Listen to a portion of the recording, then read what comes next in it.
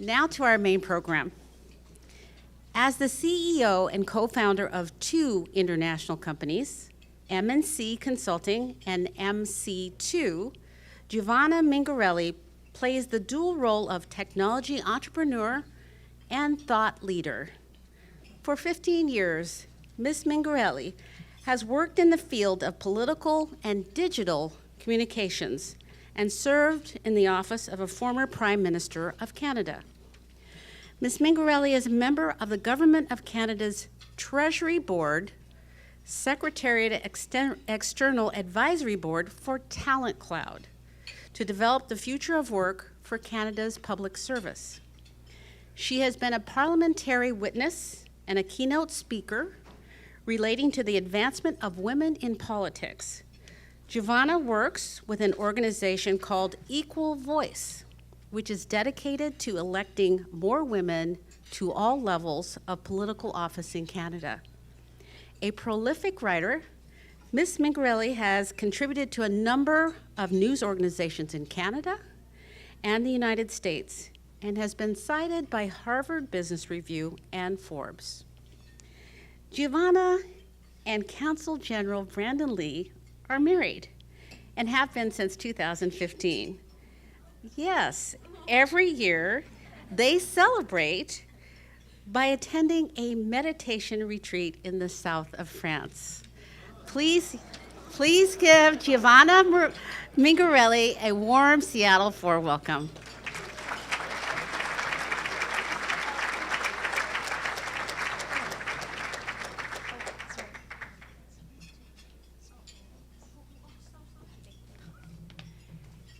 Thank you so much. I'm truly delighted to be here. I love the Rotary Club for the main reason that you're all about doing good. This is one of my greatest passions, both personally and professionally, and has been. I grew up in a French-Canadian town outside of Ottawa in Canada, and with a family of 7 brothers and sisters, and my life has always been about community from a very young age. And I really feel like Rotary exemplifies the ethos of community and everything that you're trying to do. And so thank you so much for having me here today. I'm really honored and delighted to share both my work and my passion with you today. So today I'm going to talk about transforming the world through positive action, something that we're all very familiar with, I think. And I'm going to start this off with some really easy questions. So, who in this room would say you've done an act of service for someone or something today? Okay. 75%. It's pretty good. It's pretty good. Okay. So, and then who would say they've done something for someone or something in the last 24 hours? Okay, it's like 85%. It's pretty good. We're looking good, Rotary. Okay, in the last 2 days.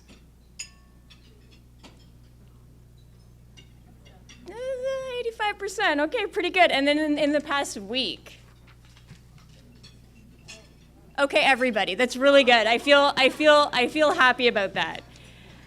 Here's another question. Can anyone prove that you did it? Okay, we're like, okay, maybe like 5% feel they can prove that they did it. Not bad. When I say prove you did it, is there a photo or a video of some kind?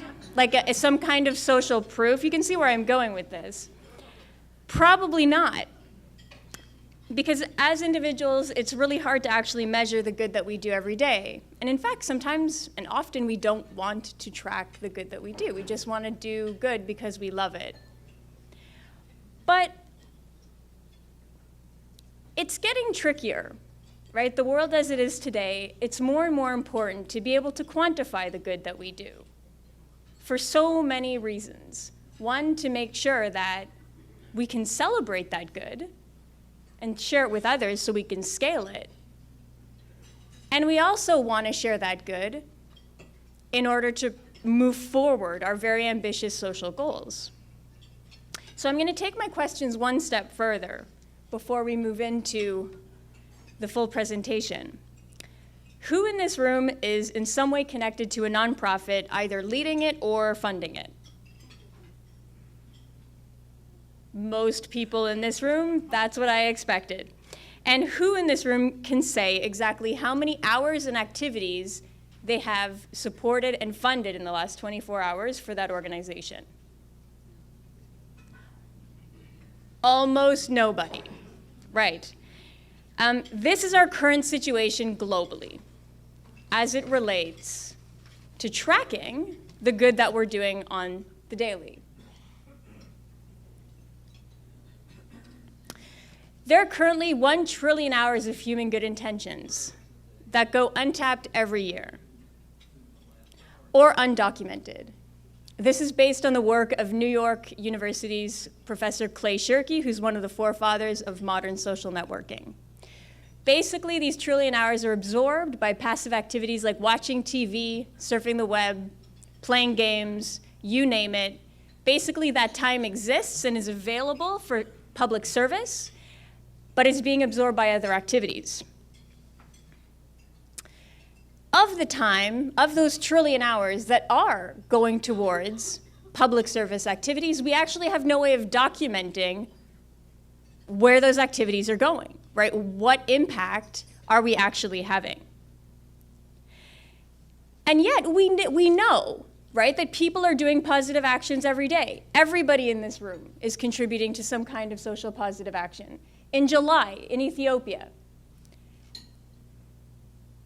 people planted more than 353 million trees in 12 hours, which officials believe to be as a world record. I would say that that's huge positive social action. In August, 1 million people planted 220 million trees in one day to tackle climate change and improve the environment in India's most populated state. This is extraordinary. These were both government-led and backed initiatives, and that's why we can actually track the impact, because there were people intentionally documenting for social proof that these activities did happen. And so in this case, it's very positive. Now let's take this one step further. This guy is a YouTube celebrity. His name is Jimmy Donaldson, and his aim is to plant 20 million trees by 2022. In fact, Elon Musk, just a month ago, gave him $1 million towards this campaign. He had 2 reasons for this campaign. Number one, of course, he loves trees. The man is a millennial, right? Millennials are the generation of young people between the ages of 19 and 35 who get a lot of flack for being lazy, complacent,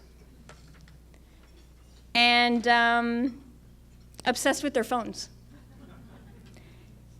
Now, there's some truth to this, right? And basically, Donaldson, this YouTube influencer, is essentially saying he's running this campaign also to make a social statement that millennials, in fact, care and do more than retweet stuff. And that, in fact, retweeting can be a form of social service, right? So he said, people just keep making fun of our generation for retweeting activism and not actually doing something, which is why we created teamtrees.org. So let's look at millennials for a moment. 94% of millennials are smartphone users this year, according to eMarketer. According to Pew Research, mobile phone users between the ages of 18 and 24, so that's the younger side of the millennial generation. I, by the way, am a senior citizen millennial. I'm 35. I am the oldest possible millennial that you can find. So I feel proud about that. I feel very good about that. And on average, millennials share 110 text messages a day. That's 3,200 texts per month. That sounds like a lot, and it is. And that is the stat in North America right now. In fact, in a recent study, almost half of millennials say they would rather give up shampooing for a week than stop using their phones. This is true. So the reasons why, people have such opinions about millennials is because there is some truth, right? So 54% would give up TV for a month if it meant losing their phone. 28% would even give up their pet for a week for their phone. I know, it's staggering. It's staggering. However, there is hope. There is hope. And I say this. Recent studies by major marketing group, McCann World Group, show that millennials are actually the most likely generation alive today to take action, social action, for one another, a cause or organization that they care about. So you juxtapose the hair, right, with these statistics, and it shows that something doesn't add up. This is reinforced by a study that shows, so it's a decade-long study, right, called the Millennial Impact Report, issued this year, which did a study on 150,000 millennials and their approaches to community engagement and community service.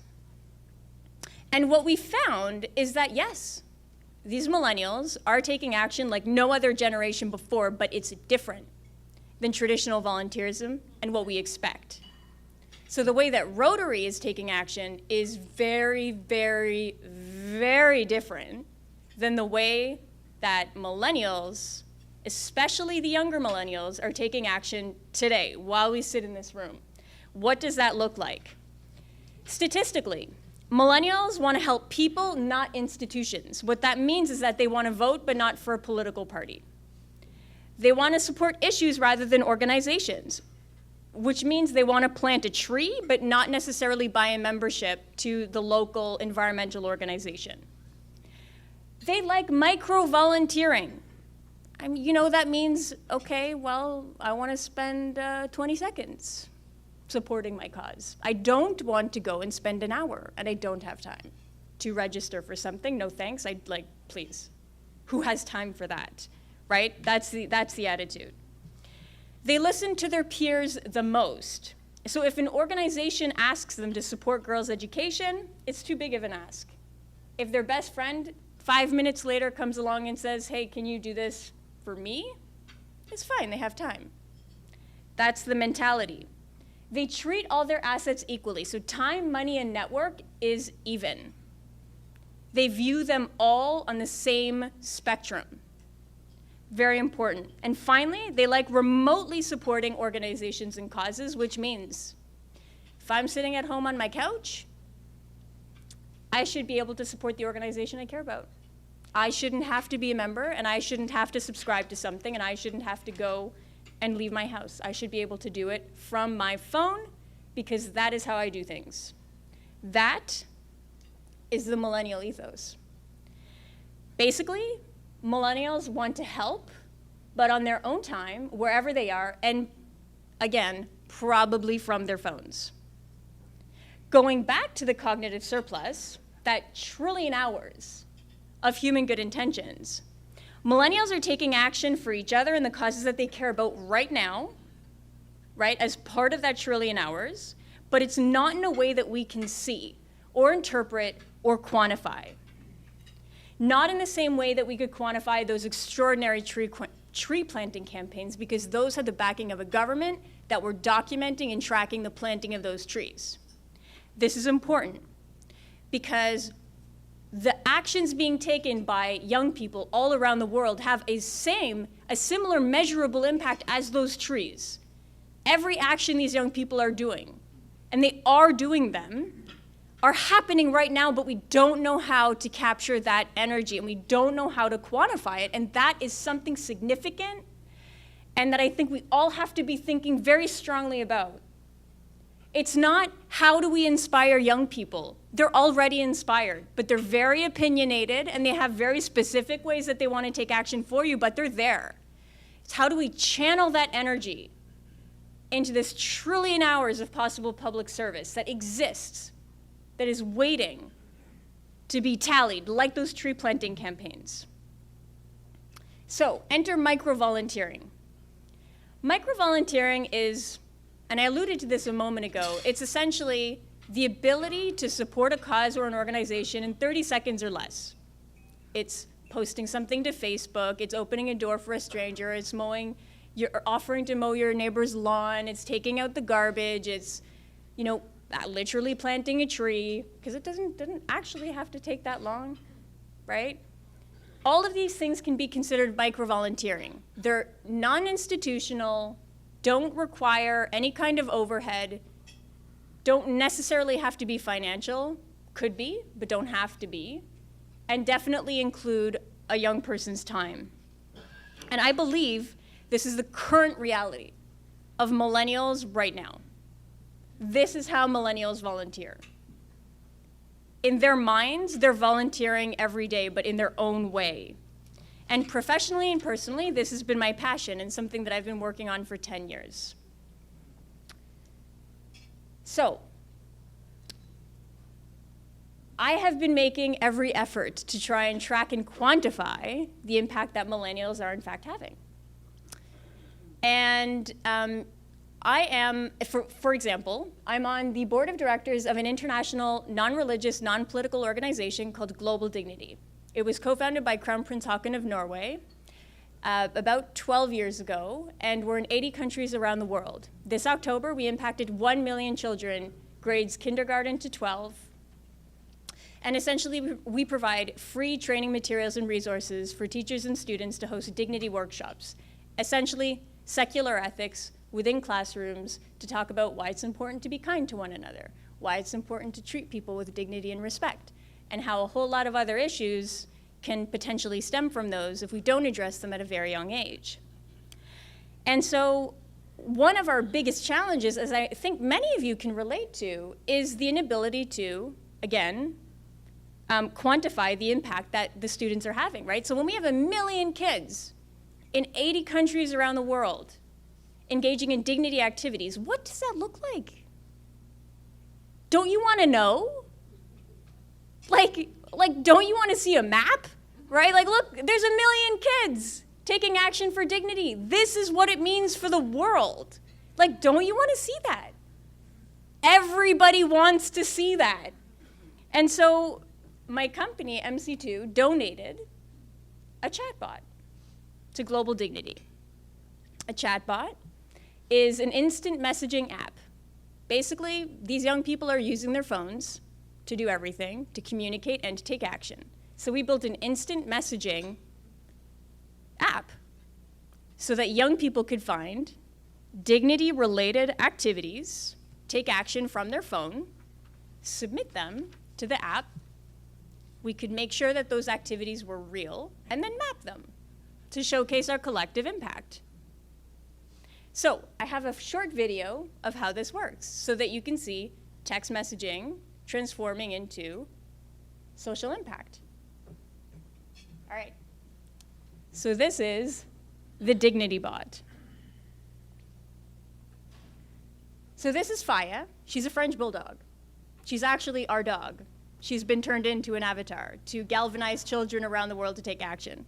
Faya is inviting students from K to 12 to select one of 3 dignity actions, do an act of kindness, play a sport, or do dignity artwork.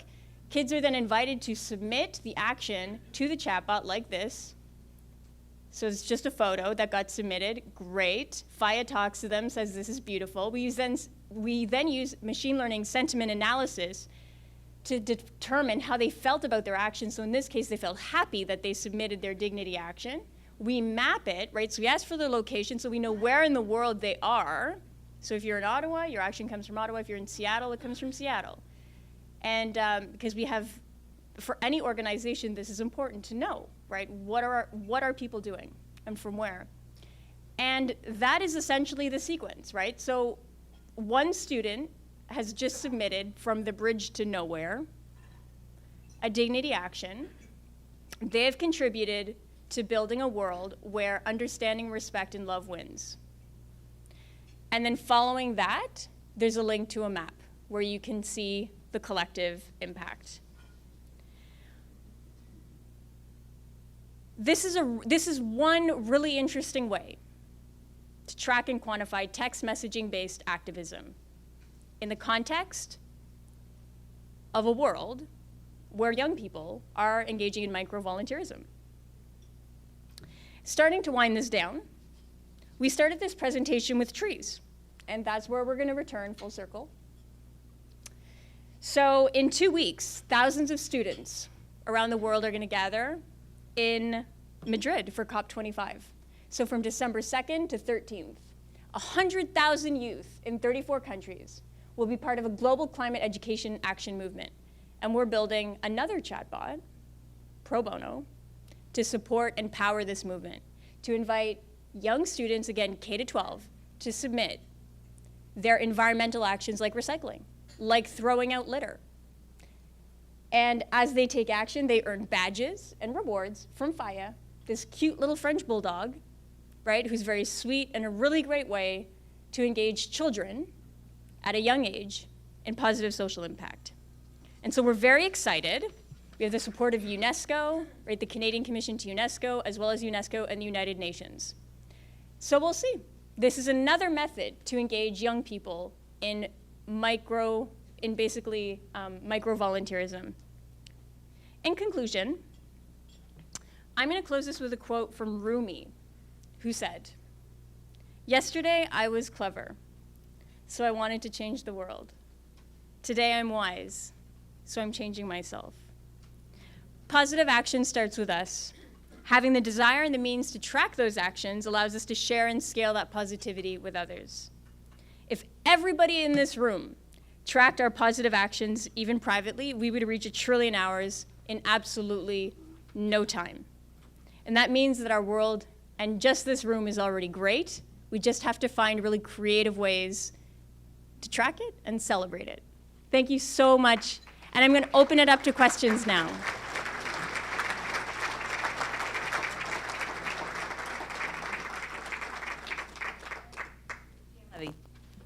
Thank you. This is a very self-serving question for Rotary. If what you say about millennials is accurate, and I believe it is, what's the future for memberships in Rotary clubs? Because they ain't going to join from what you're saying. Yeah. That is a really, really good question. And in fact, it's something that not only Rotary needs to think about, but every large-scale membership-based organization around the world has to seriously think about. I do believe that financial contributions will continue, sponsorships will continue uninterruptedly. Millennials are actually giving their money to causes that they care about. But it's how you capture and how you secure that financing that's in question, right? Because the membership model is breaking. It's not broken, but it is breaking. And so we need to find creative, intelligent ways to sponsor events and more micro-activity-based engagements that Rotary is promoting and engaging in, rather than having the banner of like, you're a member for a year and it means this. It might change to, you are a Rotary member, and that means you're engaging in 1,000 activities a year, and you're giving this much money for every activity that you're doing. Or we're getting corporate sponsors to match, all the activities that these young people are doing, and that makes them a kind of different division of members. So there aren't answers, right? I don't have the final answers to that, but it's something that we have to seriously consider. The same goes for political parties, right? Like the traditional institutional model is breaking because it doesn't hold with the current generation, so we'll see what happens. That's a different conversation altogether. I think that through the millennia, we're basically relational people. And good things have happened in community, sometimes bad things when it's been just pure tribes, but how in this generation is community manifesting, and is it just virtual, or are there other, real, from my point of view, more real relational communities happening that alongside the work that you're doing? That's a really good question. And I think it's very important to highlight that even though, the medium by which we communicate is changing, right? Text messaging versus phone. I think the stat is like 70% of millennials would prefer to text over phone call, like at any given time. But that does not change the need to connect on a human level. Millennials still want to connect with each other. They still want to see their friends. They want to spend time with their friends and their family. They want to spend time engaging in their favorite activities, but they want to do it differently. And I think we have to remember that, right? Like that the conduit for communicating our desired goals has changed, but the desire to still connect remains true. That has not changed. And in fact, it's quite the opposite, right? Millennials are very social creatures and love spending time together in the stuff that they care about. And so, and can feel quite depressed and so on if they don't get to do that. And so, by no means does text messaging or social media replace, it simply is a different way of communicating. But I think community remains strong and will continue to. Great presentation, and one of the legacy councils I serve on is the St. Jude Hospital. And so last year we received 75 million we're the top Facebook amount for Facebook. Wow. Through St. Jude. But the unique thing is we don't know who they are. Because they're all coming through Facebook, so St. Jude has no way of thanking that person. But we also think the millennial doesn't really want to be tracked and start receiving things in the mail. And so it's a very different way of contributing, but it's working really well. So when you look at 75 million of new money that we didn't receive last year, the question is, do you see that anonymity as an issue with millennials? They don't want to be recognized? That is a really important question. The question of data identity and anonymity is very, very relevant right now, especially with millennials. There's a big backlash presently in the use of personal data and how data is being used by big companies. Interestingly, millennials are shown to want to give of their data to companies and organizations that represent causes that they care about. So they're actually more willing to give, right? If you are, St. Jude's Hospital and you've been good to my family and my community, I'm a millennial, and I'm requesting your data, I'm actually more likely to say yes because everybody has my data anyway right now. But I'm very aware of and wanting to know how my data is being used. And that more or less defines how anonymous or public I want to be about my engagement with you, right? Like if I care about you and I support you and your organization, I am proud to show off that I support you. And I will let you know who I am, but I don't want your brochure or your flyer because I'm not going to use it, I'm not going to touch it. So you have to reach me in my phone.